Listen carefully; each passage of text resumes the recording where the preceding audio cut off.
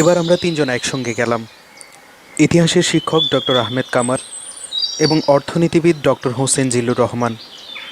আমি যখন দরজা ঠেলে ভেতরে ঢুকলাম, দেখি স্যার রেহমান সুবহান সাহেবের বেগম সালমা রহমানের সঙ্গে কথা বলছেন। আমাকে যখন চিনতে পারলেন, জিজ্ঞেস করলেন, লগে আরও কেউ আছে নিহি? আমি জিল্লুর এবং কামালকে দেখিয়ে বললাম, এই দুজন। স্যারের কপালে একটা ভাঁজ পড়ল। বুঝতে পারলাম ঈষৎ বিরক্ত হয়েছেন। স্যার বলেই ফেললেন, আমি কিন্তু বাবা বেশি সময় দিবার পারুম না। সিঙ্গাপুর থেকে আমার ভাতিজিটা আইবার কথা, আমরা চলে আসবো কিনা চিন্তা করছিলাম। স্যার জিজ্ঞেস করলেন, আইজ প্রেসিডেন্টের বক্তৃতাটা পড়ছেন নিহি? কামাল এবং জিল্লুর অজ্ঞতা প্রকাশ করলেন। আমি বললাম, শাহাবুদ্দিন সাহেব এশিয়াটিক সোসাইটিতে ডক্টর ইব্রাহিমের স্মরণ সভায় একটা বক্তৃতা দিয়েছেন। স্যার বললেন, আমার যাওনের ইচ্ছা ছিল না। ডক্টর আহমেদ হোসেন দানির লগে দেখা হইব, হের লাইগা গেলাম। ডক্টর দানি আমাকে এই অঞ্চলের ইতিহাস এত জানেন, আমি 3 জন্মে অত জানবার পারুম না। আমি জিজ্ঞেস করলাম, তিনি কি বাঙালি? স্যার বললেন, দানি বাঙালি না, তবে খুব এফিশিয়েন্ট স্কলার। আমি জানতে চাইলাম, মানুষ হিসেবে কেমন? স্যার বললেন, ওই মন রাখা কথা বলার অভ্যাস আছে। স্যার আমার দিকে তাকিয়ে বললেন, একটা কোটেশন আপনি লেখা রাখেন, সুযোগ মতো ব্যবহার করবার পারবেন। There are periods in history when crawling is the best means of communication. এই হামাগুড়ি দেওয়ানের পাল্লায় ইন্টেলেকচুয়ালরা সকলের আগে থাকে। এখন বাংলাদেশে সেই অবস্থা। সকলে কইতাছে খুব ডেভেলপমেন্ট হইতাছে, কাইল পানি আসিল না, আজ ইলেকট্রিসিটি নাই, পরশু গাড়ি ঘোড়া নাই। এগুলো হইল সিমটম অফ ডেভেলপমেন্ট। শুইনা শুইনা কান পইচা গেছে। বাংলাদেশের প্রেসিডেন্ট শাহাবুদ্দিন সাহেবের ইব্রাহিম স্মারক বক্তৃতার কথা কেন উল্লেখ করলেন? আমার মনে কারণটা ঝিলিক দিয়ে উঠল।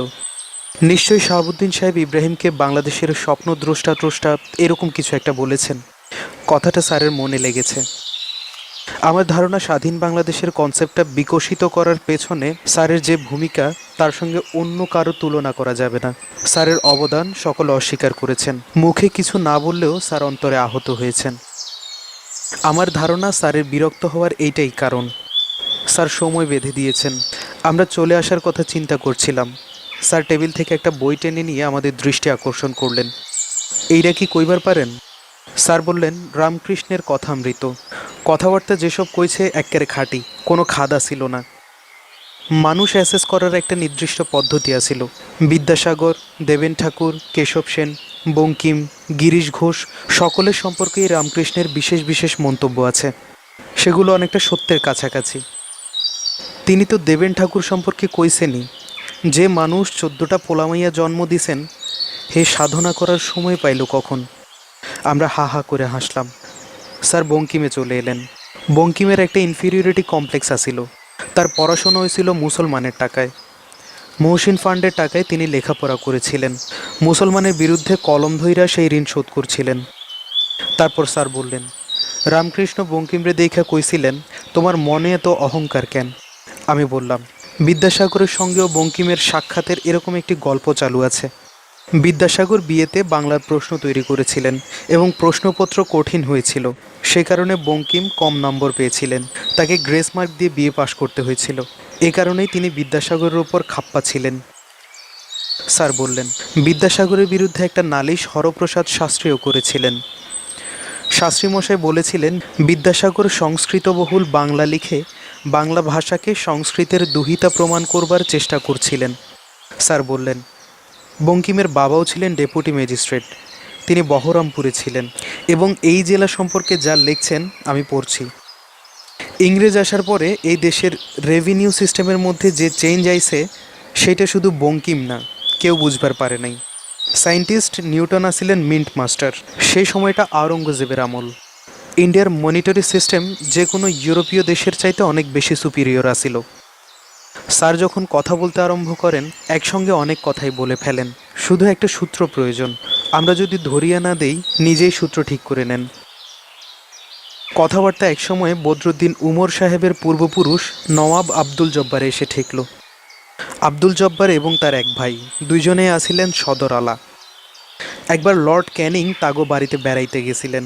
তিনি নওয়াব আব্দুল জব্বারের কথা প্রসঙ্গে কইছিলেন, তোমাদের মধ্যে এক্কেরে কৃতজ্ঞতা নাই। নওয়াব আব্দুল জব্বার জবাব দিছিলেন, আমরা অকৃতজ্ঞ বইলেই তো তোমরা আমাগো উপর রাজত্ব করছো। উমর সাহেবের পরিবারের প্রসঙ্গ যখন উঠল, আমি আবুল হাশিম সাহেবের বাবা মৌলভী আবুল কাশেমের কথা তুললাম।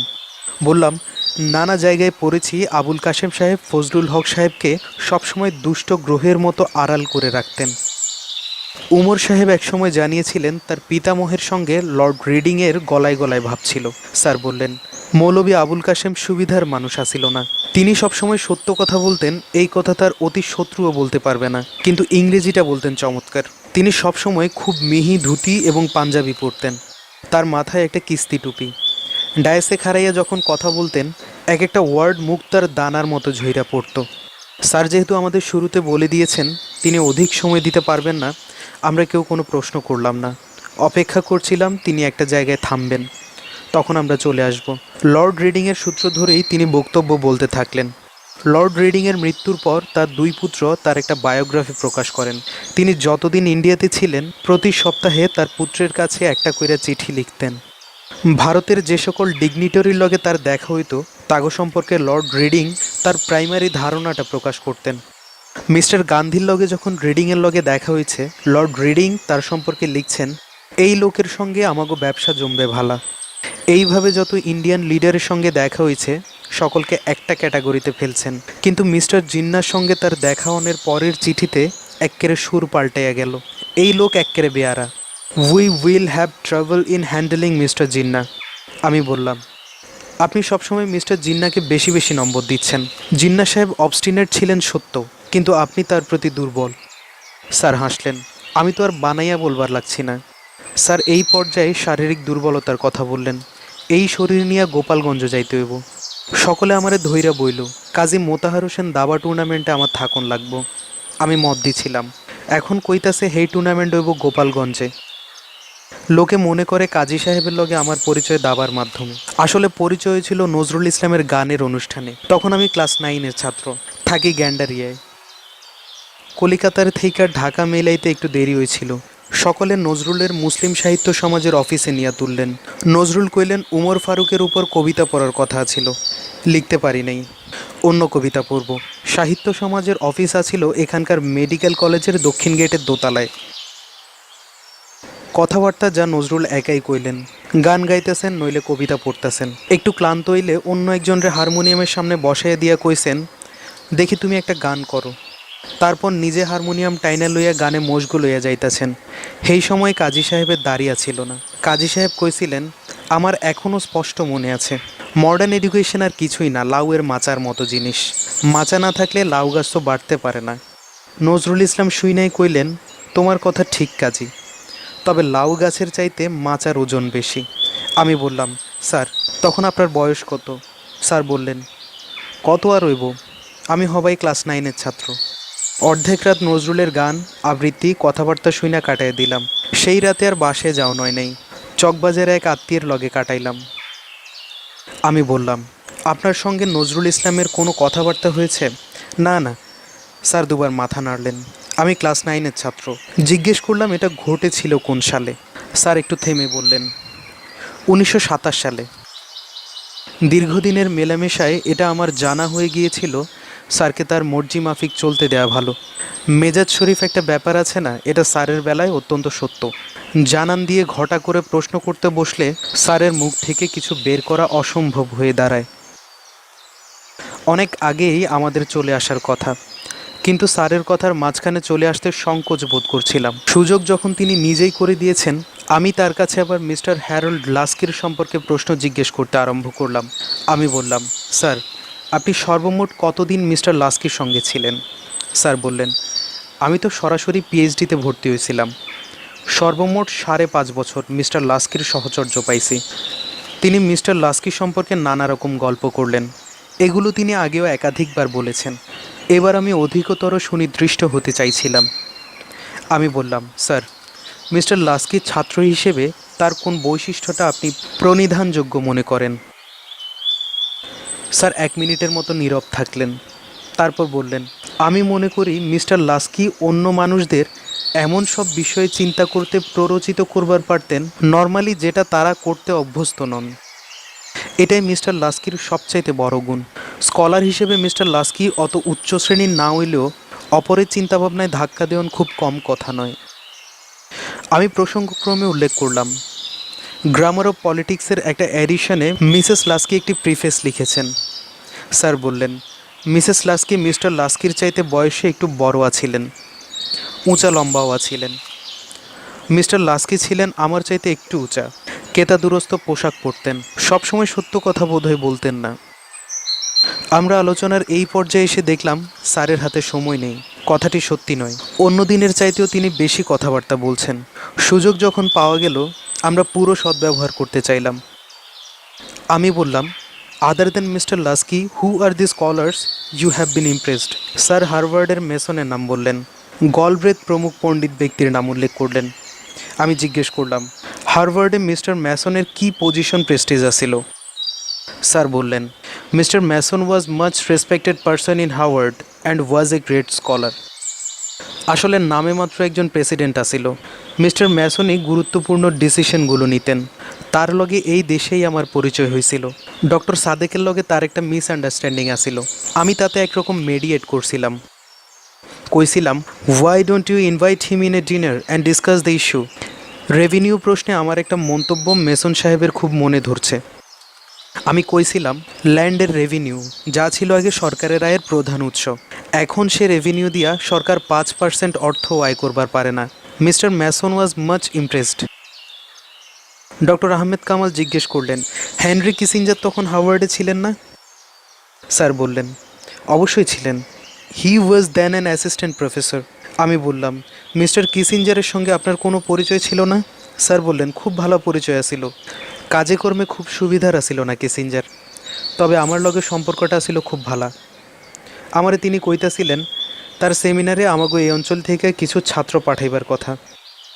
পশ্চিমারা এই অঞ্চলের অর্থাৎ ইস্ট পাকিস্তানের কাউরে এনকারেজ করেন না। হেরে লাইগা কিসিঞ্জার সাহেব আমারে কইছিলেন আমি যাতে নামগুলো আগে পাঠিয়ে দিই।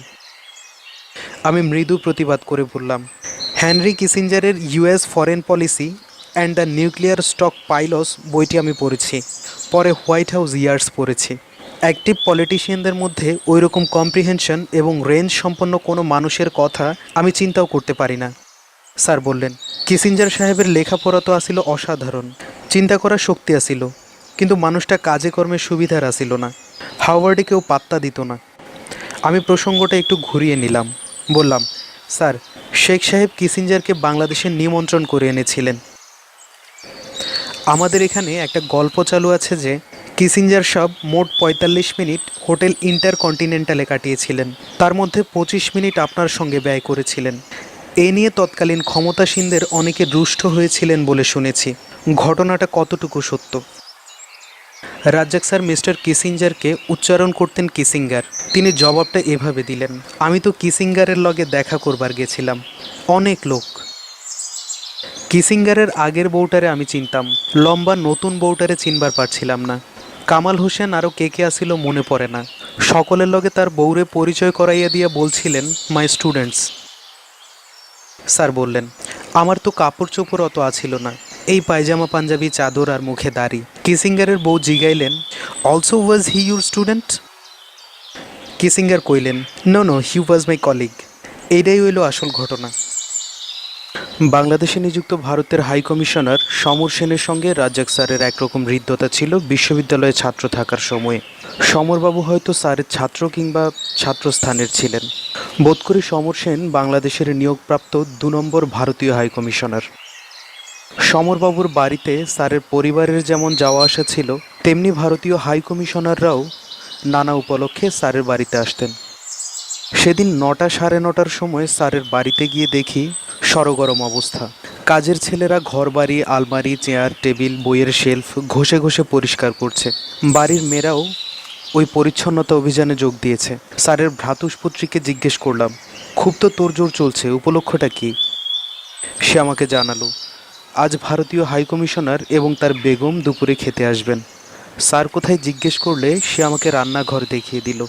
আমি রান্নাঘরের সামনে এসে দেখি স্যার হেলু চাচিকে নির্দেশ দিচ্ছেন। হেলু চাচি কাজের লোকদের পাল্টা নির্দেশ দিচ্ছেন। খুব ব্যস্ত ব্যস্ত ভাব। চুলাতে কড়াই উঠছে এবং চুলা থেকে কড়াই নামছে, ছ্যাঁত ছোট শব্দ হচ্ছে। রান্নাঘরের গরমে স্যার ঘেমে গেছেন, তার মুখে বড় বড় ঘামের ফোঁটা। আমাকে দেখে স্যার হাসলেন এবং জিজ্ঞেস করলেন, মৌলভী আহমদ সফা, রান্নাবান্না করতে জানেন? আমি মাথা নেড়ে জানালাম, কিছুই জানি না। স্যার মন্তব্য করলেন, তাহলে আপনি কোনো কামে আইবেন না, যান বয়েন। হেলু চাচি বললেন, মেজো ভাই আপনি একটু বিশ্রাম করেন গিয়ে, বাকিটা আমরা সারতে পারবো। স্যারের সঙ্গে সঙ্গে আমি ড্রয়িং রুমে চলে এলাম। স্যার বাথরুমে গিয়ে হাত মুখ ধুয়ে এলেন। ছোকরা চাকরটা তামাক দিয়ে গেল। স্যার হুকোতে টান দিয়ে জিজ্ঞেস করলেন, মৌলভী আহমদ সোফা, আপনি রান্নাবান্নার কোনো খবর টবর রাখেন? আমি বললাম, না স্যার, কোনো খবর রাখি নে। স্যার বললেন, যে জাতি যত বেশি সিভিলাইজড তার রান্নাবান্নাও তত বেশি সফিস্টিকেটেড। আমাকে ইস্টার্ন রান্নার সঙ্গে পশ্চিমাদের রান্নার কোনো তুলনা হয় না। ওরা সভ্য হয়েছে কয়দিন, এই সেদিনও তারা মাছ মাংস কাঁচা খাইতো। স্যার গ্যাস্ট্রোনমির উপর একটা সুদীর্ঘ বক্তৃতা দিলেন। তার অনেক কিছুই আমার মনে নেই। মুসলমানেরা যেসব খাওয়া দাওয়া ভারতে চালু করেছে, ভাষা ভাষা তার দু একটা মনে আছে। চীনা খাবার, ভারতীয় খাবার, আরবদের এবং ইউরোপীয়দের খাবারের বৈশিষ্ট্য নিয়ে সেদিন আলোচনা করছিলেন এবং প্রাকৃতিক কারণও ব্যাখ্যা করছিলেন। রান্নাবান্না এবং খাদ্যদ্রব্য সম্পর্কে আমার কোনো আগ্রহ না থাকায় স্যারের আলোচনা আমার মনে স্থান করে নিতে পারেনি। টেলিফোনে কার সঙ্গে কথা বললেন, রিসিভার রেখে বললেন, বদরুদ্দিন উমর। হ্যারেও এবার কইছিলাম। হ্যাঁ কয় তার অন্য কাম আছে। তারপরে আমার দিকে তাকিয়ে বললেন, আপনি কোনোদিন বদরুদ্দিন উমরের বউয়ের বাংলা উচ্চারণ শুনছেন নিহি? আমি বললাম, না, আমি শুনিনি। এক্কেরে বিশুদ্ধ বাংলা কয়, উচ্চারণ নিখুঁত। আপনাকে উচিত তার বাংলা পাঠ ক্যাসেট কইরা রাখা, পরে খুব কামে আইব। আমি বললাম, আপনি তো স্যার ঢাকার বাংলা বলেন, আমাদেরকে কেন পশ্চিম বাংলার উচ্চারণ রীতিটা অনুসরণ করতে বলছেন? স্যার কথাটা পাশ কাটিয়ে গেলেন। তারপর তিনি একজন সাহেবের নাম উচ্চারণ করলেন। আমি এখন মনে করতে পারছি না সেই সাহেব নাকি 100 বছর আগে লিখে গিয়েছেন, বেঙ্গলের ঢাকা জেলার মানুষেরা বিশুদ্ধ বাংলায় কথাবার্তা কয়। এই ফাঁকে স্যার আরেকবার তামাক দিতে বললেন। হুকো টানতে টানতে বললেন, বাংলা ভাষার মধ্যে যে পরিমাণ এলিট মাস গ্যাপ, এরকম দুনিয়ার অন্য কোনো ভাষার মধ্যে খুঁজে পাইবেন কিনা সন্দেহ। আধুনিক বাংলা ভাষাটা ফোর্ট উইলিয়াম কলেজের পণ্ডিতেরা সংস্কৃত অভিধান দেখা দেখা বানাইছে। আসল বাংলা ভাষা এরকম ছিল না। আরবি, ফার্সি ভাষার শব্দ বাংলা ভাষার লগে মিশা ভাষার একটা স্ট্রাকচার খাড়া হয়েছিল। পলাশী যুদ্ধের সময়ের কবি ভারতচন্দ্রের রচনায় তার অনেক নমুনা পাওয়া যাইব। ব্রিটিশ শাসন চালু হইবার পরে ফোর্ট উইলিয়াম কলেজের পণ্ডিতেরা আরবি ফার্সি শব্দ ঝাঁটাইয়া বিদায় কইরা সেই জায়গায় সংস্কৃত শব্দ ভৈরা থুইছে। বাংলা ভাষার চেহারা কেমন আছিল, পুরানা দলিল খুঁজে দেখলে কিছু প্রমাণ পাইবেন। আমি বললাম, ফোর্ট উইলিয়াম কলেজের পণ্ডিতেরা যে গদ্য রীতিটা চালু করেছিলেন সেটা তো স্থায়ী হতে পারেনি। বিদ্যাসাগর, বঙ্কিম, রবীন্দ্রনাথ পর্যন্ত এসে বাংলা গদ্যের মধ্যে ব্যাপক পরিবর্তন এবং রূপান্তর ঘটে গেছে। পরিবর্তন তো হয়েছে, কিন্তু কিভাবে হয়েছে এইটা দেখন দরকার। আমি জানতে চাইলাম, কিভাবে পরিবর্তনটা হয়েছে? স্যার বললেন, ফোর্ট উইলিয়াম কলেজের পণ্ডিতেরা ভাষার স্ট্রাকচারটা খাড়া করেছিলেন, তার লগে ভাগীরথী পারের ভাষার মিশ্রণে আধুনিক বাংলা ভাষাটা জন্মাইছে। আধুনিক বাংলা বঙ্গ সন্তানের ঠিক মুখের ভাষা না। লেখাপড়া শিক্ষা লায়েক হইলে তখনই এই ভাষাটা মুখে আসে। স্যার অনেকক্ষণ ধরে কথাবার্তা বললেন। নিচে গাড়ির হর্ন শোনা গেল। তিনি তাড়াতাড়ি উঠে দাঁড়ালেন। আমাকে মেহমানরা বুঝে আইলেন। আমি বললাম, স্যার আমি এখন যাই। স্যার বললেন, যাইবেন কই, বয়েন, আপনিও এক লগে চারটা খাইয়া যাইবেন। আমি গায়ের ময়লা কাপড় চোপড় দেখিয়ে বললাম, এই জামা কাপড়ে ভারতীয় হাই কমিশনারের সামনে যাওয়া ঠিক হবে না। স্যার বললেন, মৌলভী আহমদ সোফা, আপনার মুখে এই প্রথম শুনলাম আপনিও জামা কাপড়ের কথা চিন্তা করেন। আমি চলে এলাম। স্যার আর পিড়াপিড়ি করলেন না। কিছুদিন পরে স্যারের বাড়িতে গেলাম। স্যার একা ছিলেন। তাকে খুব খুশি খুশি মনে হচ্ছিল। কয়েকদিন থেকে একটা ব্যাপার নিয়ে পণ্ডিতদের মধ্যে জবর বিতর্ক চলছিল। বিষয়টি ছিল সেকুলারিজম। সেকুলারিজমের বাংলা প্রতিশব্দ কেউ কেউ ইহজাগতিকতা বলে দাঁড় করাতে চেষ্টা করছিলেন, কিন্তু এই প্রতিশব্দের মধ্যে সেকুলারিজমের আসল স্বরূপ প্রকাশ পায়নি বলেই আমার ধারণা। তাই স্যারকে জিজ্ঞেস করলাম, সেকুলারিজম কি? স্যার বললেন, ইউরোপীয় রেনেসার আগে খ্রিস্টান জগৎ মনে করত মরণের পরে যে অনন্ত জীবন অপেক্ষা কইরা আছে সেটা হইল আসল জীবন, দুনিয়ার জীবন তার অ্যাপেন্ডেজ মাত্র। খ্রিস্টানগো শিল্প সাহিত্য সবখানেই পরকালের মহাকীর্তন করা হইতো। যীশুখ্রিস্ট তো এই নশ্বর দুনিয়াকে ভেল অফ টিয়ার্স কইরা গেছেন। এই দৃষ্টিভঙ্গিটা একদিনে, এক মাসে বা এক বছরে পাল্টায় নাই, অনেক দিন লাগছে। রেনেসার সময় যখন ধীরে ধীরে জীবনের একটা ডেফিনেশন তৈরি হইতেছিল, তখন পুরা দৃষ্টিভঙ্গিটা পাল্টাইয়া গেল। রেনেসার আগে পরকালটাই আসিল সব। রেনেসার পরে এই দুনিয়াটাই সব, পরকাল কিছুই না। আমি বললাম, সব ধর্মেই তো অনন্ত জীবনের প্রতিশ্রুতি রয়েছে। ইসলাম ধর্মেও পরকালের ভূমিকাকে বড় করে দেখানো হয়েছে। স্যার বললেন, ইসলাম ধর্মের সঙ্গে অন্যান্য ধর্মের একটা বড় পার্থক্য এইখানে যে ইসলাম ধর্মেও পরকালের গুরুত্ব স্বীকার করা হয়েছে, কিন্তু ইহকালের গুরুত্ব অস্বীকার করা হয় নাই। ফিদ দুনিয়া ওয়াল আখিরাতের কথা ইসলামে যেভাবে বলা হয়েছে অন্য কোনো ধর্মে সেরকম নাই। তিনি বললেন, ইন্ডিয়ার কথাই ধরেন না কেন, এইখানে যত বাক্য লেখা হয়েছে, যত স্থাপত্য এবং ভাস্কর্য কীর্তি তৈয়া রয়েছে, তার লক্ষ্য আসিল দেবতার সন্তোষ সাধনা। মানুষের ভোগ উপভোগ আনন্দের কথা প্রসঙ্গক্রমে বলা হইলেও মূল গতিমুখ আসিল দেবতাদের সন্তুষ্ট করা। এই জিনিসটা বাংলা সাহিত্যেও দেখতে পাইবেন। ভারতচন্দ্র 18 সেঞ্চুরিতে অন্নদামঙ্গল কাব্য দেবীর আদেশে দেবীর পূজা প্রচলন করার উদ্দেশ্যে লিখতে বইছেন। মুসলমানরা এই দেশে আইসা মসজিদ এবং অন্যান্য ধর্মস্থান সুন্দর কইরা বানাইছে। এই কথা যেমন সত্য, তেমন বাস করবার ঘরটাও সুন্দর কইরা বানাইতে ভুল করেন নাই। এই জিনিস আপনি এনশিয়েন্ট ইন্ডিয়াতে পাইবেন না। Secularisation effect of Islam on India was really enormous. এই কথা এখন অনেকে মাইনা নিবার চান না। আমি বঙ্কিমচন্দ্র চট্টোপাধ্যায়ের উপর নাতিক্ষুদ্র একটি পুস্তিকা লিখেছিলাম। ওতে কিছু নতুন কথা সাহস করে বলেছিলাম। লেখাটির বক্তব্য নিয়ে ঢাকা এবং কলকাতার পণ্ডিতদের মধ্যে উত্তপ্ত বিতর্কের সৃষ্টি হয়েছিল। অনেকে আমার সঙ্গে একমত হয়েছিলেন। অপরদিকে আমার মতের বিরোধিতা যারা করেছিলেন তাদের সংখ্যা অল্প ছিল না। আমার ইচ্ছে ছিল রাজ্জাক স্যার আমার লেখাটি সম্পর্কে কী ধারণা পোষণ করেন একসময় গিয়ে জেনে নেব। নানা কাজে ব্যস্ত থাকতে হয়, স্যারও থাকেন অনেক দূরে, কখন বাসায় থাকেন তারও কোনো ঠিক নেই। নানা মানুষ তাকে ধরে নানা জায়গায় নিয়ে যান। যা হোক, এক সন্ধ্যায় স্যারের বাড়িতে গেলাম। তিনি সিঙ্গাপুর থেকে কয়েকদিন হলো চিকিৎসা সেরে এসেছেন। আমাকে দেখা মাত্রই স্যার টেবিল থেকে বঙ্কিমের ওপর আমার লেখা বইটি হাতে তুলে নিয়ে বললেন, এই যে আপনার লেখা। আমি একটুখানি বিস্মিত হয়ে বললাম, স্যার আমি তো আপনাকে বইটা দিতেই এসেছি, আপনি কিভাবে পেলেন? স্যার বললেন, আপনি দেওয়ানের আগেই পাইছি। আমি জানতে চাইলাম, স্যার লেখাটি পড়েছেন? আমি অপেক্ষা করছিলাম তার মতামত জানার জন্য। স্যার এভাবে কথা শুরু করলেন, একটা কবিতা আছে না, আমি থাকি ছোট ঘরে বড় মন লয়ে, নিজের দুঃখের অন্ন খাই সুখী হয়ে। বঙ্কিমের ব্যাপারে জিনিসটা হইব একেবারে উল্টা। অর্থাৎ আমি থাকি বড় ঘরে ছোট মন লয়ে, হের উপরে আপনার সময় নষ্ট করার প্রয়োজন আছিল না। আপনার তো অঢেল ক্ষমতা, অপাত্রে নষ্ট করেন কেন? ইচ্ছা করলে অন্য কাম করবার পারেন। একজন লেখক হিসেবে বঙ্কিমের চাপিয়ে দেওয়া ধারণার প্রতিবাদ করার প্রয়োজনীয়তা আমি অনুভব করেছি। একথা স্যারকে বারবার করে বুঝিয়ে বললেও সন্তুষ্ট করতে পারলাম না।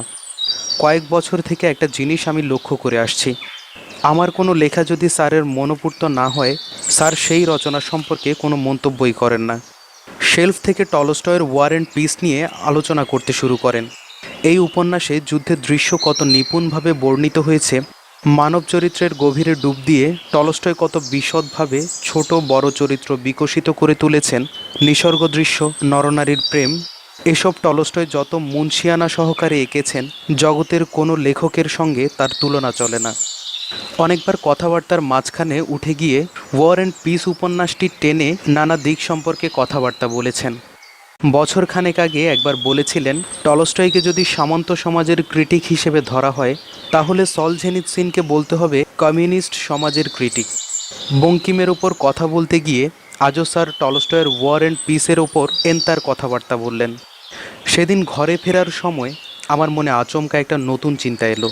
স্যার দীর্ঘদিন ধরে আমাকে টলস্টয়ের ওয়ার অ্যান্ড পিস উপন্যাস সম্পর্কে এত আগ্রহী করার চেষ্টা করছেন কেন? আমি নিজেকেই প্রশ্ন করলাম, তার পেছনে স্যারের কি কোনো উদ্দেশ্য আছে? তখনই মনের ভেতর থেকে জবাব পেলাম, স্যার বোধ করি চান যে আমি ওয়ার অ্যান্ড পিসের মতো কোনো বড় কাজ করার চেষ্টা করি না কেন। এরকম একটি বড় উপন্যাস রচনা করার দম আমার আছে কিনা জানি না।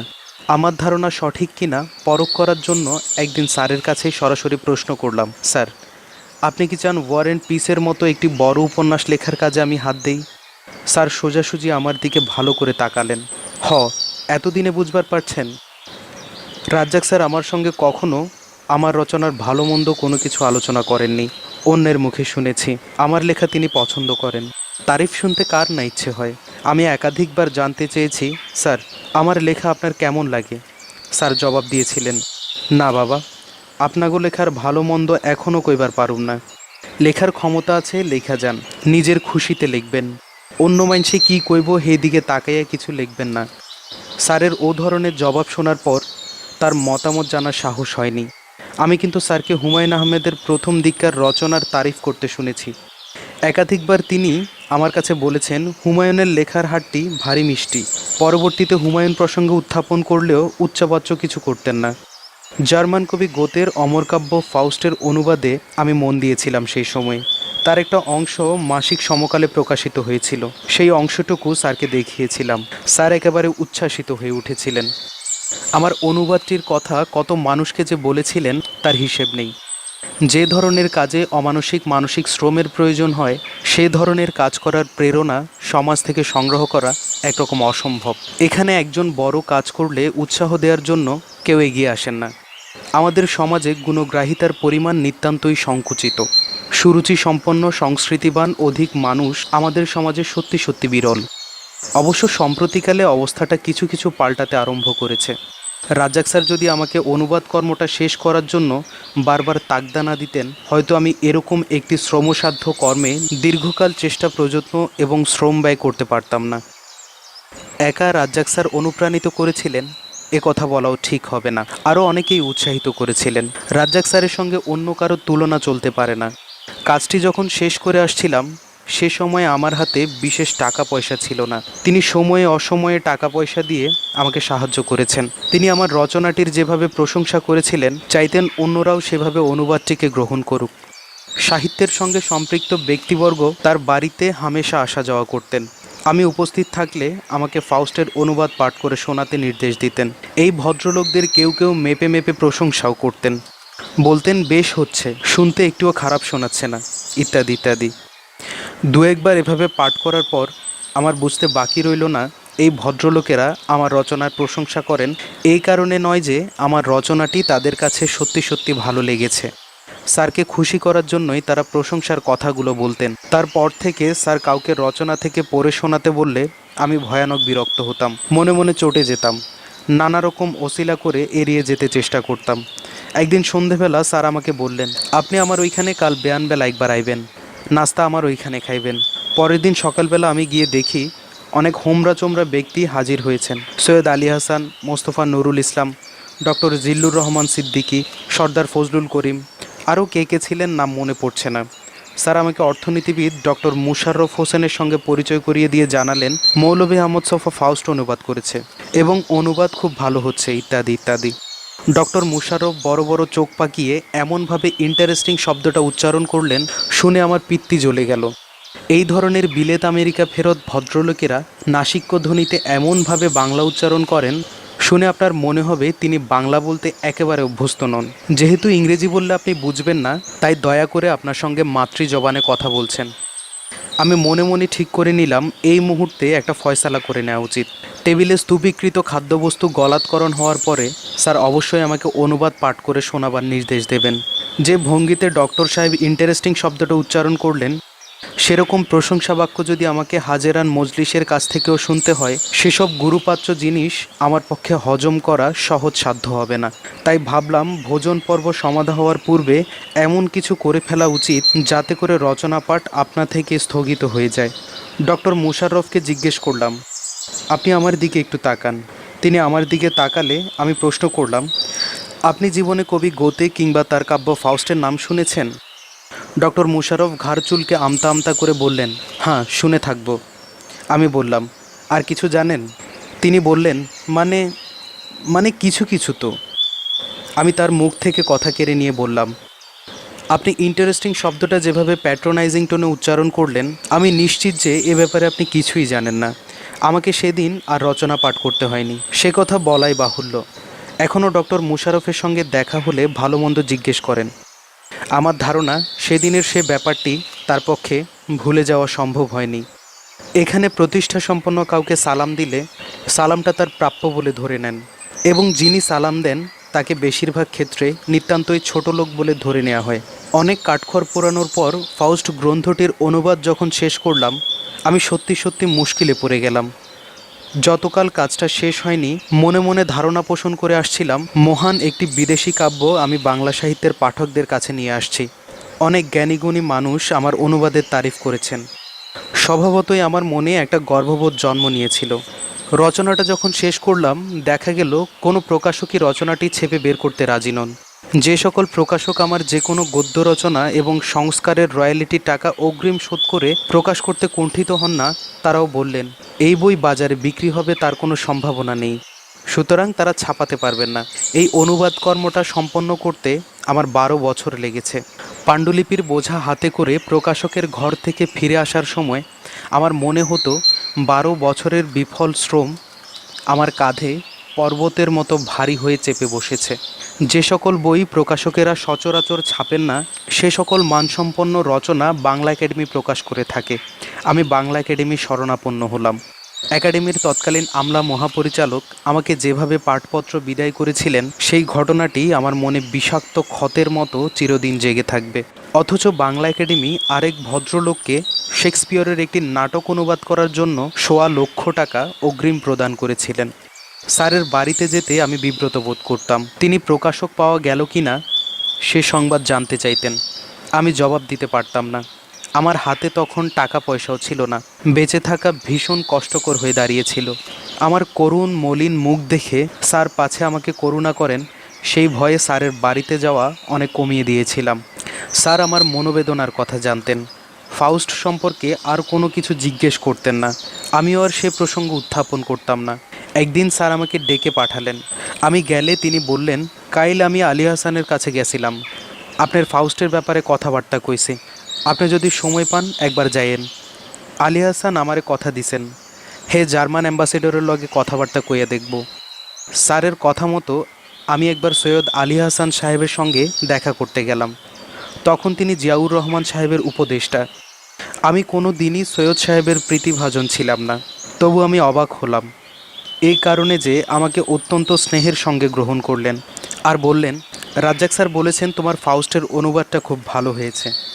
আমি জার্মান অ্যাম্বাসেডরের সঙ্গে একটুখানি আলাপ করেছি, পরে আলাপ করে কি হলো স্যারকে জানাবো। দিন 15 পরে স্যার আমাকে আবার ডেকে পাঠালেন। আমি যখন স্যারের বাড়িতে গেলাম, দেখি স্যার বাইরে যাওয়ার জন্য তৈয়ার হচ্ছেন। আমাকে দেখে বললেন, মৌলভী আহমদ সফা, আমি এক জায়গায় যাইবার লাগছি, বেশি সময় হইব না। জার্মান অ্যাম্বাসেডরের লগে সৈয়দ আলী হাসান সাহেবের কথা হয়েছে। জার্মান অ্যাম্বাসেডর কইছেন আপনার বই ছাপনের সব খরচ ওরা বিয়ার করব। আমি আলী হাসানরা একটা ভূমিকা লেখা দিবার কইছি। স্যারের কথা শুনে আমি ভীষণ উৎফুল্ল হয়ে উঠেছিলাম, কিন্তু যখন শুনলাম তিনি সৈয়দ আলী হাসানকে ভূমিকা লিখতে বলেছেন, আমার মনটা বিশ্রী রকম খারাপ হয়ে গেল। স্যারের ওপর আমার ভীষণ রাগ হলো। আমি 12 বছর অমানসিক পরিশ্রম করে অনুবাদ কর্মটি সম্পন্ন করেছি। স্যার আমার মতামত না জেনে সৈয়দ আলী হাসান সাহেবকে ভূমিকা লেখার প্রস্তাব দিয়েছেন। এটা আমি কিছুতেই মন থেকে মেনে নিতে পারছিলাম না। সেদিন স্যারকে কিছু না বলে চলে এসেছি। ঘরে এসে ব্যাপারটা গভীরভাবে চিন্তা করে দেখেছি। স্যার আমার ভালো চান, তাই আপনা থেকেই উপযাচক হয়ে গিয়ে সৈয়দ আলী হাসান সাহেবের কাছে গিয়ে প্রস্তাব করেছেন, তাকে রাজি করিয়েছেন। এখন আমি যদি রাজি না হই, স্যার মনে মনে চোট পেয়ে যাবেন। সে রাতে ঘুমাতে আমার অনেক কষ্ট হয়েছে। যে অনুবাদটি করতে আমি 12 বছর ব্যয় করেছি, সে বইটির জন্য অন্য কেউ 2.5 ঘন্টায় 2.5 পৃষ্ঠার ভূমিকা লিখে দেবেন, সেটি কবুল করার চাইতে আমার ডান হাত কেটে ফেলা অনেক সহজ ছিল। স্যারকে পরদিন গিয়ে জানিয়ে দিয়েছিলাম আমি আরও কিছুদিন অপেক্ষা করব, যদি বইটি অন্য কোনোভাবে প্রকাশ করা যায়। আমার আপত্তি কোথায় স্যার নিশ্চয়ই বুঝতে পেরেছিলেন। তিনি হুকোর নলটা মুখে দিয়ে কিছুক্ষণ চুপ করে রইলেন। তারপর ছোট একটা নিঃশ্বাস ফেলে বললেন, আপনার উপকার করা অসম্ভব। আমাদের শ্রদ্ধাভাজন বয়োজ্যেষ্ঠরা যেভাবে আমাদের উপকার করতে চান, আমরা পরবর্তী প্রজন্মের তরুণেরা যেভাবে উপকৃত হতে চাই, তার মধ্যে বিস্তর ফারাক। সেদিন খুব ভালোভাবে বুঝতে পেরেছিলাম। পরবর্তীকালে আমার পক্ষে ফাউস্ট প্রকাশ করা সম্ভব হয়েছিল। এমনকি কলকাতাতেও একটি এডিশন প্রকাশিত হয়েছিল। জার্মান অ্যাম্বাসির অর্থানুকূল্যে ঢাকার এডিশন প্রকাশিত হয়েছিল। কলকাতার এডিশনটির ব্যয়ভার বহন করেছিলেন কলকাতার জার্মান কনসাল জেনারেল। স্যারের বিষয় লিখতে গিয়ে আমার ব্যক্তিগত প্রসঙ্গ যথাসম্ভব এড়িয়ে যেতে চেষ্টা করেছি, তথাপি ফাউস্টের বিষয়টি আমি বাদ দিতে পারলাম না। এই নাতিক্ষুদ্র রচনাটিতে আমার পক্ষে যতদূর সম্ভব প্রফেসর রাজ্জাকের মতামতসমূহ তুলে ধরবার চেষ্টা করেছি। উনি যেভাবে কথা বলেছেন, আমি যেভাবে সেগুলো প্রকাশ করেছি, এমন দাবি আমি করতে পারবো না। একটা ফারাক অবশ্যই থেকে গিয়েছে, সে ব্যাপারে অবশ্যই আমি সজাগ। স্মৃতি থেকে তুলে আনার সময় তার মতামত এবং ব্যক্তি হিসেবে তার যথাযথ উপস্থাপন করা সম্ভব হয়নি। আমার যেটুকু সাধ্য আমি করেছি। এ পর্যন্ত আমি রাজ্জাক স্যারের কথা বলেছি। তার সম্পর্কে আমার আরও কিছু কথা আছে, সেগুলো পরবর্তীতে বলার চেষ্টা করছি। স্যার সিঙ্গাপুর থেকে চোখের চিকিৎসা করে আসার পর বেশ কয়েকবার যাওয়া হলো। তার চোখে মুখে পানি নেমেছে। একটানা কথা বলতে গেলে হাঁপিয়ে ওঠেন। উঁচু চেয়ার থেকে ঝুঁকে টেবিলের উপর বইপত্র পড়ার সময় তাকে একটি শিশুর মতো দেখায়। নানান কথা জিজ্ঞেস করে স্যারকে কষ্ট দিতে ভীষণ খারাপ লাগে। ইদানিং স্যারের মধ্যে নতুন প্রবণতা লক্ষ্য করা যাচ্ছে। কথা বলা শুরু করলে থামতে চান না, একটানা কথা বলতে থাকেন। আগে কথা বলার সময় উইট ঠিকরে বেরিয়ে আসতো, হালে সেই জিনিসটি বিশেষ লক্ষ্য করা যাচ্ছে না। স্যার তার স্মৃতির ভাণ্ডে যত কথা জমা আছে সব উজাড় করে দিতে পারলেই যেন বেঁচে যান। আগে স্যার হিসেব করে কথা বলতেন, কেউ আহত হচ্ছে কিনা, সমাজে বিরূপ প্রতিক্রিয়া হতে পারে, আগুপাছু নানা রকম ভেবে তার মত প্রকাশ করতেন। বর্তমান সময়ে তিনি তার সঞ্চিত কথা নিঃশেষ করে ফেলার একটা নেশা যেন তাকে পেয়ে বসেছে। বোধহয় তিনি উপলব্ধি করতে পারছেন তার সময় দ্রুত শেষ হয়ে আসছে। তাই তিনি যাদেরকে নির্ভরযোগ্য এবং বিশ্বাসযোগ্য মনে করেন তাদের কাছে অভিজ্ঞতার কথা, উপলব্ধির কথা, চিন্তার কথা প্রকাশ করে স্বস্তি অনুভব করেন। তবে একটা কথা, যাদেরকে তিনি নির্ভরযোগ্য মনে করেন না তাদের কাছে কদাচিৎ মুখ খুলে থাকেন। খুব চাপাচাপি করা হলে মুখের ওপর বলে বসতে তার বাধে না, আমার শরীর ভালো নয়, কথাবার্তা বিশেষ কইবার পারুম না। তারপর তিনি একটা বই টেনে নিয়ে তাতে ডুবে যান। এই ধরনের পরিস্থিতিতে হাজার চেষ্টা করেও তার মুখ থেকে একটা শব্দ বের করা অসম্ভব। এক শুক্রবার বেলা 11টার দিকে আমি এবং জোবেইদ জায়গিরদার সাহেব স্যারের সামনে গেলাম। জায়গিরদার সাহেবের নাম বলায় স্যার চিনতে পারলেন। স্যার তাড়াতাড়ি বাঁধানো দাঁতগুলো মুখের ভেতরে পুরে দিয়ে টিপে টুপে ঠিক করে মারিতে বসালেন। কথাটা শুরু হলো রাজনীতিবিদদের জীবিকা নিয়ে। স্যার হোসেন শহীদ সোহরাওয়ার্দী প্রসঙ্গ উত্থাপন করলেন। তিনি বলতে থাকলেন, শহীদ জাগলগে চলাফেরা করতেন, যেমন ধরেন শরৎ বোস, সে সময় তার ইয়ারলি ইনকাম আসিল 25-30 লাখ টাকার মতো। বিধান রায়ও মোটা আয় করতেন। সোহরাওয়ার্দীর সেই রকম কোনো বাধা পড়া ইনকাম আসিল না। বাধ্য হইয়া তার চাঁদার টাকার উপর ডিপেন্ড করতে হইতো। বাংলাদেশ হওনের পর একবার আমাদের তাজউদ্দিন সাহেব কইলেন, এই দেশে আর পলিটিক্স করুম না। আমি কইলাম, পলিটিক্স যে করবেন না বললেন, চলবেন কিভাবে? আপনার একটা ওকালাতির সনদ আছে, আমার তো মনে হয় না আপনি কোনোদিন কোর্টে গেছেন। এই কথা যদি কামাল হোসেন কইতেন তাহলে একটা কথা আসিল। কামাল হোসেনের হাফে ডজন অপশন আছে। ইচ্ছে করলে তিনি বিদেশে গিয়ে প্র্যাকটিস করবার পারেন, ইউনিভার্সিটিতে পড়াইতে পারেন, কিন্তু আপনারা মুখে কইলেও পলিটিক্স ছাড়বার পারবেন না। আমি প্রশ্ন করলাম, স্যার আপনি বিশ্ববিদ্যালয়ে অনেক দিন ছিলেন, এই বিশ্ববিদ্যালয়ে আপনার সঙ্গে এমন কারো পরিচয় হয়েছিল কি না যার স্মৃতি যতদিন বেঁচে থাকবেন অনুরাগ সহকারে লালন করবেন? স্যার বললেন, আমি মুনিরের নাম কমু। আমি অধিকতর নিশ্চিত হওয়ার জন্য বললাম, আপনি কি মনির চৌধুরী সাহেবের কথা বলছেন? স্যার বললেন, মুনিরের মতো মানুষ আমি খুব কমই দেখছি। তার মধ্যে হিংসা বিদ্বেষের কোনো লেশ কোনোদিন দেখি নাই। অত্যন্ত উচ্চ মানসিকতা সম্পন্ন মানুষ আছিল মুনির। আমি স্যারের চোখ মুখের দিকে তাকালাম। তার চোখের কোণায় পানি চিকচিক করছে। কিছুক্ষণ কথা বলতে পারলেন না, একটু থেমে আবার শুরু করলেন। এক সময় আমি আর মুনির দুইজনে আজিমপুরে দুটি ইউনিভার্সিটির ফ্ল্যাটে কাছাকাছি থাকতাম। একদিন বেয়ানবেলা বাজার থেকে ফেরার পথে আমার ফ্ল্যাটে আইসা চুপ কইরা বসলো। অনেকক্ষণ কথা কয় না। আমি জিগাইলাম, কি হইছে?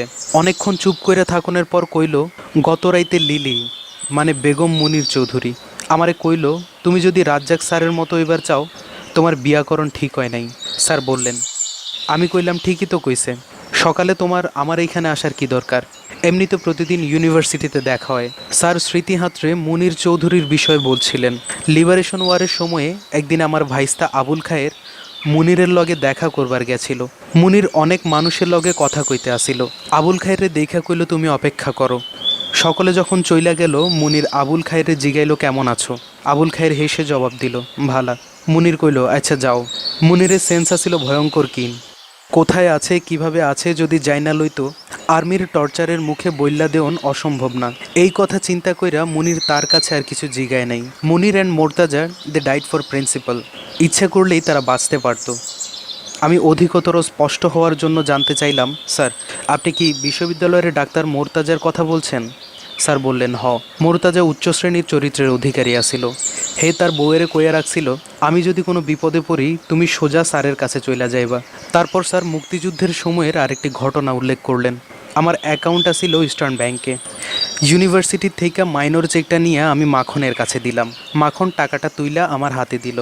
আমি নিশ্চিত হওয়ার জন্য জানতে চাইলাম, স্যার আপনি কি তৎকালীন ছাত্রলীগের নেতা আব্দুল কুদ্দুস মাখনের কথা বলছেন? স্যার বললেন, না না, নুরুল আমিন সাহেবের ছেলে রাজিয়া খানের স্বামী আনোয়ারুল আমিনের কথা কইতাছি। প্রতি মাসে বিশ্ববিদ্যালয়ের চেকটা তার কাছে যাইতো। কীরকম রিস্ক ঘাড়ে আসিল চিন্তা কইরা দেখেন। সব কিছু কাগজপত্রে রেকর্ডেড। জানবার পারলেই নির্ঘাত মৃত্যু। রাজ্জাক স্যার খায়রুল কবিরের প্রসঙ্গ টেনে আনলেন। তিনি সাংবাদিক হিসেবে জীবন শুরু করেছিলেন, পরে ব্যাংকের চাকরিতে যোগ দিয়েছিলেন। স্যার তার সম্পর্কে এভাবে বলতে আরম্ভ করলেন, আপনারা খায়রুল কবির সাহেবের সর্বাংশে ভালো মানুষ মনে করেন না। তার চরিত্রের এই দিক ওই দিক অনেক আছে, কিন্তু তার কাছে আমি না, শুধু আমার পরিবারের বেবাক মানুষ অত্যন্ত ঋণী।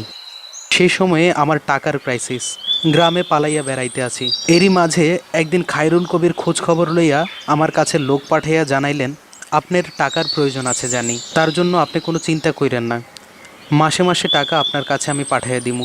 যতকাল দেশ স্বাধীন হয় নাই খায়রুল কবির সাহেব তার কথা রাখছেন। আমি কথা প্রসঙ্গে জানালাম, আলাউদ্দিন খান সাহেবের ওপর একটি উপন্যাস লেখার সিদ্ধান্ত নিয়েছি। স্যার বললেন, আলাউদ্দিন খান একজন ঋষিতুল্য মানুষ আছিলেন, আপনি চেষ্টা করলেই লিখতে পারবেন। আলাউদ্দিন খান সাহেব এমনিতে বিনয়ী মানুষ আছিলেন, কিন্তু একবার চটলে আর রক্ষা আসিল না। ক্ষিতিমোহন সেনের সঙ্গে খান সাহেবের একটা বিশেষ মিল আছে। রাইগা গেলে দুইজনেই ভয়ানক হইয়া উঠতেন। রবীন্দ্রনাথ ক্ষিতিমোহন বাবুরে অনেক খোসামত কইরা শান্তিনিকেতনে রাখছিলেন। ক্ষিতিমোহন বাবু ছাড়া আর সকল মানুষরে রবীন্দ্রনাথ তুমি সম্বোধন করতেন, কিন্তু ক্ষিতিমোহনকে রবীন্দ্রনাথ আপনি সম্বোধন করতেন। ক্ষিতিমোহন বাবুও রাইগা গেলে প্রচণ্ড হইয়া উঠতেন। আশু সেন আসিলেন ক্ষিতিমোহন বাবুর জামাই। যখন জানতে পারলেন আগে আশুবাবু আরেকটা মেম সাহেব বিয়ে করছিলেন, ক্ষিতিমোহন বাবু জামাইরে খুন করবার লইছিল। কিছুদিন আগে দেশপত্রিকা ক্ষিতিমোহন সেনের চিঠিপত্র ছাপাইছে, দেখছেন নিহি? পড়লে বুঝতে পারবেন মানুষটা কেমন আসিল। আমি বললাম, ক্ষিতিমোহন সেনের কবির, চিন্ময়বঙ্গ, ভারতবর্ষের হিন্দু মুসলমানের যুক্ত সাধনা, এসব বই আমি পড়েছি। স্যার বললেন, বই পড়ে ক্ষিতিমোহন সেনের সবটা জানা যাইব না, চিঠিপত্রের মধ্যেই মানুষটার আসল পরিচয় পাওয়া যায় বেশি। স্যার বলতে থাকলেন, আমি যত অসাম্প্রদায়িক মানুষ দেখেছি ক্ষিতিমোহন বাবু এবং তার জামাই আশুবাবুর মতো আর কাউরে দেখি নাই। আশু সেন আসিলেন হাইকোর্টের জজ, পরে ঢাকা ইউনিভার্সিটির ট্রেজারার হয়েছিলেন। এখন যে নোবেল প্রাইজ ধারি করতেছেন অমর্ত্য সেন, আশু সেন আসিল তার বাবা। অমর্ত্য হইল গিয়ে ক্ষিতিমোহনের নাতি, বিক্রমপুরের খাঁটি বাঙালি। রাজ্জাক স্যার অত্যন্ত তাজিম সহকারে কাজী মোতাহার হোসেনের কথা স্মরণ করলেন। লেকচারার হিসেবে মাইনা পাইতেন 120 টাকা, রিডার হিসেবে রিটায়ার করার সময়ও কত পাইতেন? 300 টাকার বেশি না। এই নিয়ে তারে কেউ কোনোদিন কথা বলতে শুনে নাই। ইংরেজি বাংলা দুইটা ভাষাতেই সুন্দরভাবে পড়াইবার পারতেন। হরিদাস ভট্টাচার্য ফিলোসফির মাস্টার আসিলেন, অগাধ পাণ্ডিত্য। তার টাকা পয়সার দিকে নজর আছিল না। মাঝে মাঝে হুমায়ুন কবির ভাইবা নিতে আইলে তার বাড়িতে থাকতেন। হরিদাস বাবুরে জর্জ দ্য ফিফথ লেকচার দিবার জন্য ডাকা হইল। তার আগে এই লেকচার দিছিলেন অল্ডার হাকজলি। অল্ডার হাকজলির কথা সকলে কয়, হরিদাস বাবুরে মনে রাখছে কয়জন?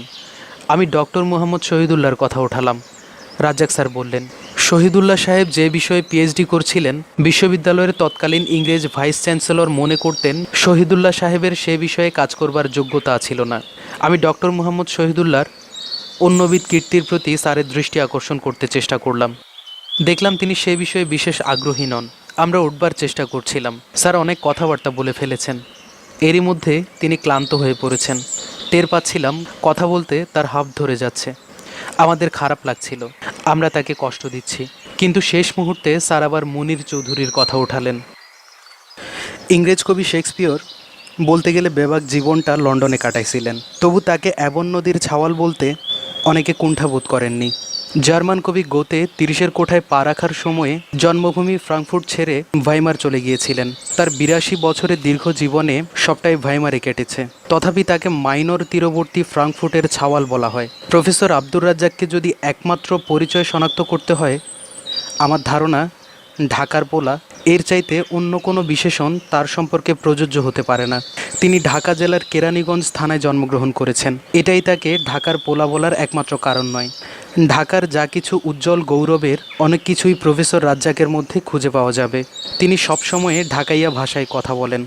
ঢাকাইয়া বলিতে যে একজন সুশিক্ষিত সুরুচি সম্পন্ন ভদ্রলোক মনের গহন ভাব অনুভব বিভাবে প্রকাশ করতে পারেন এবং সে প্রকাশ কতটা মৌখিক গুণসম্পন্ন হয়ে উঠতে পারে, রাজ্জাক সাহেবের মুখের কথা যিনি শোনেননি কোনোদিন বুঝতে পারবেন না। ঢাকার পুরনো দিনের খাবার দাবার রান্নাবান্না যেগুলো হারিয়ে গেছে অথবা হারিয়ে যাওয়ার পথে, প্রফেসর রাজ্জাক অনেকগুলোকেই ধরে রেখেছেন। তার বাড়িতে এখনও প্রায় প্রতিদিনই কমপক্ষে একটা দুটো পদ ঢাকার খাবার রান্না করা হয়। খাওয়া দাওয়া, রান্নাবান্না, আচার আচরণের ঢাকাইয়া বৈশিষ্ট্যগুলো প্রফেসর রাজ্জাক এবং তার পরিবার অতি সযত্নে রক্ষা করে আসছেন। নানান দেশের খাবার এবং রান্নাবান্নার প্রতি প্রফেসর রাজ্জাকের বিলক্ষণ অনুরাগ আছে। তার বাড়িতে বিদেশি খাবার রান্না করা হয় না এমন নয়। যখনই তিনি দেশের বাইরে গিয়েছেন কমপক্ষে এক পদ হলেও রান্না শিখে এসেছেন। ল্যাবরেটরিতে যেভাবে কেমিক্যাল কম্পাউন্ড পরীক্ষা করা হয় সেরকম নিক্তিমাপা সতর্কতা সহকারে নতুন ভিনদেশি খাবার রান্না করা হয়। তার পরিবারের মহিলারা বিদেশি খাবার পরীক্ষা নিরীক্ষায় একরকম পারদর্শিতা অর্জনও করে ফেলেছেন। কিন্তু দেশীয় খাবার, বিশেষ করে পুরনো দিনের খাবারের মর্যাদার জায়গাটি ভিনদেশি খাবার কখনো অধিকার করতে পারেনি। ঢাকার পুরনো দিনের খাবার দাবারগুলোর প্রতি তার যে মমত্ববোধ, সেটা আমার কখনো অন্ধ ঐতিহ্যপ্রীতি মনে হয়নি। ঢাকার খাবারের কদর তিনি করেন, কারণ ওগুলো যথার্থই ভালো। উৎকর্ষের দিক দিয়ে পৃথিবীর অন্য যে কোনো দেশের খাবারের সমকক্ষ। ঢাকার খাবার এবং ঢাকার বুলি নয় শুধু, তার চরিত্রের আশে আরও এমন কতিপয় বৈশিষ্ট্য আছে যে কেউ রাজ্জাক সাহেবের সংস্পর্শে এসেছেন তিনি নিশ্চয়ই উপলব্ধি করতে সক্ষম হবেন। এই মানুষের জন্ম ঢাকা ছাড়া অন্য কোথাও সম্ভব ছিল না। তার মুখের ভাষা, খাবার এবং পোশাক আশাক সব কিছুর মধ্যে এমন স্থানীয় বৈশিষ্ট্য মূর্ত হয়ে ওঠে। অন্য যে কোনো মানুষের বেলায় সেটা বাড়াবাড়ি মনে হতো, রাজ্জাক সাহেবের বেলায় সেটা মোটেই মনে হয় না, এবং এটাই আশ্চর্যের। তিনি যখন বাজার করতে যেতেন সবসময় লুঙ্গি পাঞ্জাবি পরতেন। কখনো গলায় চাদর থাকতো, কখনো থাকতো না। ইদানিং চলাফেরা করা তার পক্ষে অসম্ভব হয়ে পড়েছে। বাড়িতে যতক্ষণ থাকেন গলার দুপাশে একটা গামছা পেঁচিয়ে রাখেন। প্রথম দৃষ্টিতেই তাকে একজন মাঠের কৃষক ছাড়া কিছুই মনে হওয়ার কথা নয়। এই রচনার নানা অংশে তার জ্ঞানবিদ্যা কিছু পরিচয় তুলে ধরতে চেষ্টা করা হয়েছে। আন্তর্জাতিক খ্যাতিসম্পন্ন পণ্ডিতদের সঙ্গে তার সম্পর্ক, বিলেত আমেরিকার বিশ্ববিদ্যালয়গুলোতে তার কীরূপ সমাদর, সেসব বিষয়ে কিছু কথাবার্তা প্রসঙ্গক্রমে বলা হয়েছে। প্রফেসর রাজ্জাকের চরিত্রের প্রণিধানযোগ্য বৈশিষ্ট্যটি আমি সবসময় সশ্রদ্ধ বিনয়ে লক্ষ্য করে আসছি। সেটি হলো তার নিজের দেশ, সমাজের প্রতি নিঃশর্ত অঙ্গীকার। এই অঙ্গীকারবোধই প্রফেসর রাজ্জাককে অন্য সকলের চাইতে আলাদা করেছে। ইংরেজিতে যাকে বলে ইন্টিগ্রিটি, বাংলায় আমি এই মুহূর্তে তার কোনো সঠিক প্রতিশব্দ খুঁজে পাচ্ছি না। সব দিক মিলিয়ে এক ধাতু তৈরি করা ব্লকের মতো ইন্টিগ্রিটি সম্পন্ন মানুষ বাঙালি মুসলমান সমাজে একজনও দেখিনি। হিন্দু সমাজে সন্ধান করলে হয়তো কতিপয় পাওয়া যেতে পারে। প্রফেসর রাজ্জাক বাঙালি মুসলমানের দৃষ্টি দিয়ে পৃথিবীকে দেখেছেন এবং বিচার করেছেন, আবার পৃথিবী দেখা চোখ দিয়ে বাঙালি মুসলমান সমাজকে বিচার বিশ্লেষণ করেছেন। নিজস্ব সামাজিক অবস্থানের উপর দাঁড়িয়ে এবং নিজের সামাজিক পরিচিতির আদি বৈশিষ্ট্যসমূহ গৌরবের সঙ্গে ধারণ করে একটা বিশ্বদৃষ্টির অধিকারী হওয়া চারটিখানি কথা নয়। বাঙালি মুসলমান সমাজকে বুদ্ধিবৃত্তিকভাবে সাবালক করার পেছনে তার যে ভূমিকা, তার সঙ্গে কারও তুলনা হতে পারে না। এখানে একটা কথা পরিষ্কার করে নেওয়ার প্রয়োজন আছে। ঢাকা বিশ্ববিদ্যালয় কেন্দ্রিক যে বুদ্ধির মুক্তি আন্দোলন হয়েছিল, মুসলিম সমাজে মুক্ত চিন্তার চর্চার ক্ষেত্রে একটা বড় ভূমিকা পালন করেছিল। সে কথা বলার অপেক্ষা রাখে না।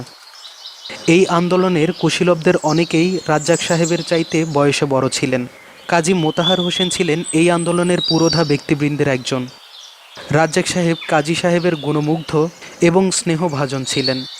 তথাপি এই আন্দোলনের মর্মবেগ যে তাকে স্পর্শ করেছিল এমন মনে হয় না। ঊনবিংশ শতাব্দীর হিন্দু মধ্যবিত্ত সমাজের লোকেরা পাশ্চাত্য সভ্যতার সংস্পর্শে এসে ধর্ম এবং সামাজিক সংগঠনের মধ্যে যেরকম সংস্কার আন্দোলনের সূচনা করেছিলেন, ঢাকা বিশ্ববিদ্যালয় ভিত্তিক মুসলিম সাহিত্য সমাজের তরুণেরা ব্রাহ্ম সমাজের আদলে বাঙালি মুসলমান সমাজের চিন্তাভাবনা রূপায়িত করার চেষ্টা করতেন। অন্তত ব্রাহ্ম সমাজের জলছবিটা তাদের অনেকেরই মনে ক্রিয়াশীল ছিল। সেই জিনিসটি রাজ্জাক সাহেবকে টানেনি। রাজ্জাক সাহেব ঊনবিংশ শতাব্দীর হিন্দু মধ্যবিত্তের জাগরণ হিন্দু সমাজের ওপরতলার জনগোষ্ঠীর একটা অংশে যে সকল রূপান্তর বয়ে এনেছিল, বাংলা ভাষা এবং সাহিত্যের বিকাশ ছাড়া তার অনেক কিছুই মুসলমান সমাজের জন্য ইতিবাচক এবং অনুকরণযোগ্য। তিনি একথা মনে করতে পারেননি। হিন্দু সমাজ থেকে উদ্ভূত চিন্তাভাবনা হিন্দু সমাজকে ঘিরেই আবর্তিত হয়। সেই সংকীর্ণ বলয় সম্প্রসারিত হয়ে কখনো মুসলমান সমাজকেও কোল দেবে, সে যুগের অন্যান্য মুসলিম কৃতিবিদ্য ব্যক্তিদের মতো রাজ্জাক সাহেবও বিশ্বাস করতে পারেননি। প্রফেসর আব্দুর রাজ্জাক পাকিস্তান আন্দোলনের সঙ্গে সক্রিয়ভাবে নিজেকে সম্পৃক্ত করেছিলেন। তিনি কী কারণে পাকিস্তান দাবির প্রতি সমর্থন জানিয়েছিলেন তার একটা কৈফিয়ত তিনি দিয়েছেন। এটা গ্রহণযোগ্য কৈফিয়ত কিনা বিচারভার অন্যদের। ভারতবর্ষকে খণ্ডিত না করে হিন্দু মুসলমান সমস্যা সমাধানের হয়তো পন্থা ছিল, কিন্তু সেটা কেউ অনুকরণ করেনি। যদি আর কিন্তু দিয়ে ইতিহাস হয় না, যা ঘটে গেছে তাই ইতিহাস। এই অঞ্চলে মুসলিম লীগ প্রতিষ্ঠিত হয়েছিল। মুসলিম লীগ পাকিস্তান প্রতিষ্ঠার দাবি উত্থাপন করেছিল। রাজ্জাক সাহেব মুসলিম লীগের সক্রিয় সদস্য ছিলেন এবং পাকিস্তান দাবির সমর্থক ছিলেন। সেই পরিবেশ পরিস্থিতিতে তিনি মনে করেছিলেন পাকিস্তান প্রতিষ্ঠিত হলেই বাংলার মুসলমান সমাজের উপকার হবে। বাংলাদেশকে পাকিস্তান থেকে বিচ্ছিন্ন করে আলাদা রাষ্ট্র হিসেবে গড়ে তোলার ধারণাটিও রাজ্জাক সাহেবের মস্তক থেকে এসেছিল। ভারত ভেঙে পাকিস্তান হয়েছে, এক জাতিতত্ত্বের বদলে দ্বিজাতিতত্ত্বের বিজয় সূচিত হয়েছে। পাকিস্তান ভাঙার সঙ্গে দ্বিজাতিতত্ত্বের মৃত্যু ঘটল। কিন্তু এই ঘটনা এক জাতিতত্ত্ব সত্য প্রমাণিত হওয়ার স্বীকৃতি নাকি ভারতবর্ষের বহুজাতীয়তার উদ্বোধন, সেই বিষয়টি এখনও সুস্পষ্ট আকার লাভ করেনি। এই ঐতিহাসিক পরিবর্তন রূপান্তরের মধ্যে রাজ্জাক সাহেব যে অবস্থানটি গ্রহণ করেছিলেন তা সঠিক কি ব্যাঠিক ছিল সে বিতর্কেও আমি প্রবৃত্ত হব না। আমি শুধু একটি কথাই জোর দিয়ে বলবো, রাজ্জাক সাহেব মনে প্রাণে একজন খাঁটি সেকুলার মানুষ। তিনি বাঙালি মুসলমান সমাজের সেকুলারিজমের বিকাশ প্রক্রিয়াটি সমাজের ভেতর থেকে বাঙালি মুসলমানের সামাজিক অভিজ্ঞতার স্তর থেকে বিকশিত করে তুলতে হবে, এ কথা তিনি মনে করেন। রাজ্জাক সাহেব একটা বিশেষ যুগ বিশেষ সময়ের মানুষ। ঢাকা বিশ্ববিদ্যালয়ের প্রতিষ্ঠিত দ্বিতীয় দশকের দিকে রাজ্জাক সাহেব ছিলেন ছাত্র এবং তৃতীয় দশকে শিক্ষক হিসেবে ঢাকা বিশ্ববিদ্যালয়ে যোগ দেন। এই রচনায় অন্তত এক জায়গায় উল্লেখ করা হয়েছে যে এই অঞ্চলের জনগোষ্ঠীর তিনটি অত্যন্ত গুরুত্বপূর্ণ ঘটনার সঙ্গে ঢাকা বিশ্ববিদ্যালয় ওতপ্রোতভাবে জড়িত। তার একটি পাকিস্তান আন্দোলন, অন্যটি ভাষা আন্দোলন এবং পরেরটি বাংলাদেশের মুক্তি সংগ্রাম।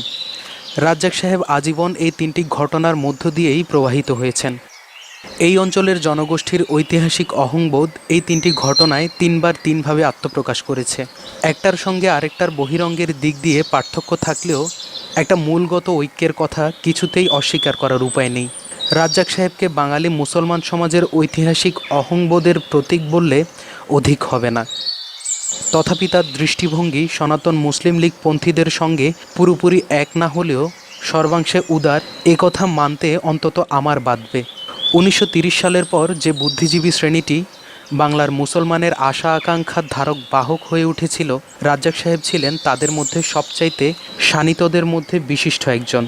পাকিস্তান প্রতিষ্ঠার পর যে সমস্ত বুদ্ধিজীবী বাংলাদেশের জন্ম প্রক্রিয়ার নেতৃত্ব দিয়েছিলেন, রাজ্জাক সাহেব তাতে একটি অত্যন্ত বলিষ্ঠ ভূমিকা পালন করেছেন। তার চরিত্রের এক রৈখিকতা, অনাপোসী মনোভঙ্গি এবং একান্ত মুসলিম সমাজ ভিত্তিক ধ্যান ধারণার মধ্যে একটা প্রবণতা অনায়াসে লক্ষ্য করা যাবে। সেগুলো যতটা নিরপেক্ষ ইতিহাস অনুধ্যানের ফল, ততটা হিন্দু সমাজের প্রতিক্রিয়া সঞ্জাত অভিব্যক্তি। যে সময় সমাজে তিনি জন্মগ্রহণ করেছেন, যে সাংস্কৃতিক রাজনৈতিক পরিমণ্ডলের মধ্যে তিনি বেড়ে উঠেছেন, তার প্রভাব পুরোপুরি অতিক্রম করা তার পক্ষে সম্ভব হয়নি। তথাপি ভাবতে অবাক লাগে তিনি যে প্রজন্মের মানুষ, সেই প্রজন্মকে কত দূর পেছনে ফেলে এসেছেন। পরবর্তী অনেকগুলো প্রজন্মকে বুদ্ধিবৃত্তি এবং মানসকর্ষণের দীক্ষা দিয়েছেন। বলতে গেলে কিছুই না লিখে শুধুমাত্র সহচর্য সংস্পর্শের মাধ্যমে কত কত আকর্ষিত তরুণ চিত্তের মধ্যে প্রশ্নশীলতার অঙ্কুর জাগিয়ে তুলেছেন। এ কথা যখন ভাবি বিস্ময়ে অভিভূত না হয়ে উপায় থাকে না।